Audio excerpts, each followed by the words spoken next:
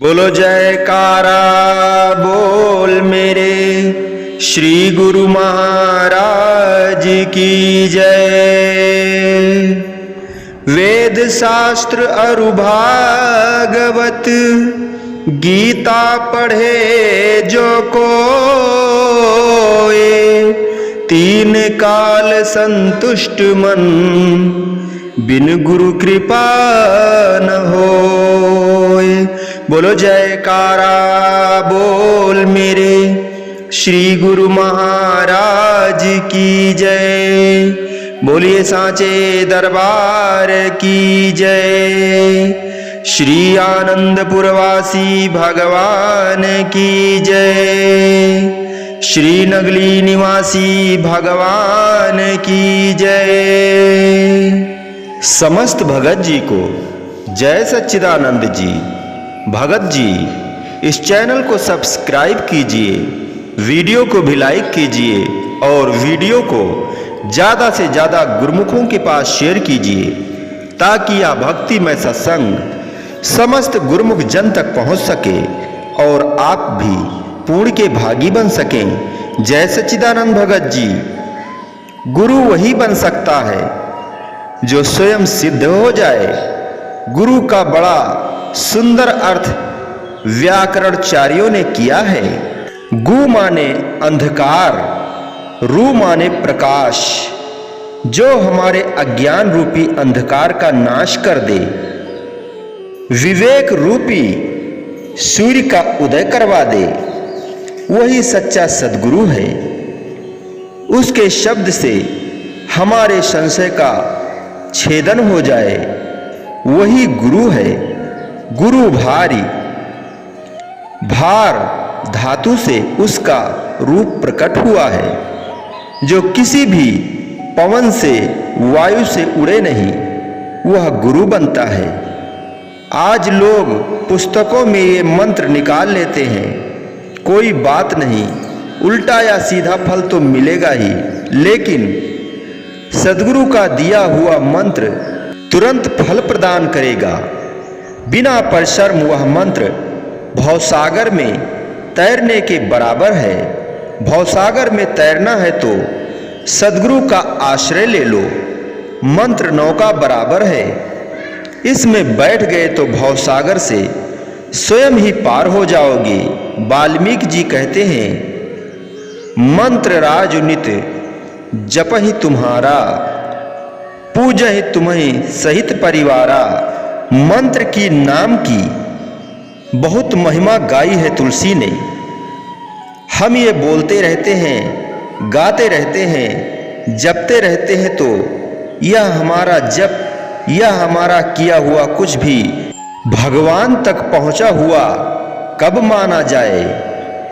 तो श्री रामचरित्र मानस में इसका एक ही उत्तर है कि हमारा जप सुनकर वो आपको उत्तर दें, तभी समझना कि जप पहुंच गया। 12 अक्षर मंत्र पुनि जपय सहित अनुराग, वासुदेव पद पंकुरुः दंपत मन अति लाग। ये 12 अक्षर वाला जो मंत्र है, मनु और शतरूपा बोलते रहे, निरंतर बोलते रहे, और जब सफल माने गए, जब आकाशवाणी हुई, ध्वनि ने उनकी स्वीकृति प्रदान कर दी। विश्व का छोटे से छोटा कार्य भी सीखने के लिए कोई ना कोई तो गुरु चाहिए, और फिर बात अगर जीवात्मा को परमात्मा का साक्षात्कार करने की आती है तो उसमें सद्गुरु की आवश्यकता क्यों ना होगी। जो गुरु वाक्य को अपने हृदय में बैठा लेता है तो वह स्वयं ही शिष्य शिरोमणि बनकर गुरुदेव का अत्यंत प्रिय हो जाता है। गुरु जो भी आज्ञा देते हैं उसके पीछे कोई रहस्य अवश्य होता है, अतः शिष्य को बिना किसी संशय के गुरु की आज्ञा का पूर्ण तत्परता से पालन करना चाहिए। क्योंकि शिष्य इस जीवन में क्यों आया है, इस युग में क्यों जन्मा है, वह इस पृथ्वी पर क्या कर सकता है, इस सब का ज्ञान केवल सद्गुरु ही करा सकते हैं। सद्गुरु ज्ञान का भंडार होता है। साधना का तेज उसके पास होता है, करुणा का सागर होता है, प्रेम में प्रकाश होता है, भक्ति में विनम्रता होती है, ज्ञान में कर्म फल और मोक्ष प्राप्ति की इच्छा होती है, भक्ति में केवल सेवा की, ज्ञान में तर्क वितर्क होता है, भक्ति में समर्पण, ज्ञान में विद्वता और भक्ति में सहिष्णुता होती है। इसीलिए भक्ति को ईश्वर की प्राप्ति का परम साधन माना गया है। भक्ति अकिंचन को ही प्राप्त हो सकती है, अभिमानी को नहीं। गुरु कृपा करता जाए, शिष्य श्रद्धा से भरपूर होता जाए, दोनों का योग एक नई शक्ति को जन्म देता है। परमात्मा हृदय के भीतर से प्रकट हो जाता है। अपने आत्म स्वरूप में ही परमात्मा का दर्शन होना आवश्यक है। स्वयं को, अपनी श्रद्धा को, इस धन को कभी घटने न दें। याद रखना कि जैसा चिंतन होता है वैसा ही चित भी होता है। यह भी सदैव स्मरण रखना कि मनुष्य का मन शिष्य की आँख और मुख से सदैव झांकता रहता है।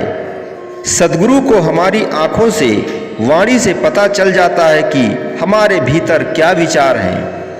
वाणी से कुछ शब्द बोलते हैं तो इसका अर्थ वाणी से मन झांका, आँखों में विकार है तो इसका अर्थ है हृदय में कुछ था जो झलकने लगा। तरल पदार्थ तो भीतर भरा हुआ है, हमारे अंदर जो कुछ है वह बाह्य अवश्य प्रकट होगा। अपने हृदय में एक बार गुरु सेवा का संकल्प ले लिया, लेकिन उस संकल्प को ज्ञान का प्रकाश नहीं दिया तो स्थिति कुछ इस प्रकार बनेगी। एक समय की बात है कि एक गुरु के दो शिष्य थे। दोनों ही गुरु के शयन के समय उनके चरण दबाते थे। दोनों में प्रतिस्पर्धा थी। कुछ दिन विवाद हुआ और बाद में समाधान निकाला गया। तय हुआ दोनों शिष्य एक एक पैर का दायित्व लेंगे, एक दाएं पैर का और दूसरे बाएं पैर का। दोनों अपने अपने पैर दबाते और सो जाते। एक दिन एक शिष्य कहीं किसी कार्य में उलझ गया और समय पर नहीं पहुंचा। तब दूसरा शिष्य अपने पैर को दबाता रहा। इसी मध्य गुरु ने करवट बदली तो दूसरा पैर पहले पैर के ऊपर आ गया। शिष्य पहला पैर दबा रहा था, वह दायां पैर था। जब गुरु ने बायां पैर ऊपर किया तो शिष्य को बहुत क्रोध आया। उसने सोचा यह तो मेरे प्रतिस्पर्धी का पैर है, और उसने डंडा उठाकर उस पैर पर बरसाना आरंभ किया। इसी मध्य दूसरा शिष्य भी आ गया। जब उसने देखा कि उसका साथी उसके पैर को डंडे से पीट रहा है तो उसने भी एक डंडा उठाया और दूसरे पैर को पीटना प्रारंभ कर दिया। गुरु पीड़ा से कराह रहे थे, जबकि दोनों शिष्य अपना क्रोध एक दूसरे के पैर पर उतार रहे थे। जब कुछ लोग मध्यस्थता के लिए आगे आए और दोनों को समझाया कि पैर किसी का भी हो, है तो गुरु का ही। अगर इसी प्रकार मूर्खता करोगे तो तुम्हारी सेवा भावना समाप्त हो जाएगी और कष्ट देने का भाव हावी हो जाएगा। आखिरकार शिष्यों की समझ में आ गया और उन्होंने गुरु से क्षमा मांगी। बाद में दोनों शिष्य समभाव से गुरु की सेवा करने लगे। बोलो जयकारा बोल मेरे श्री गुरु महाराज की जय। बोलिए सांचे दरबार की जय। श्री आनंदपुरवासी भगवान की जय। श्री नगली निवासी भगवान की जय। समस्त भगत जी को जय सच्चिदानंद जी।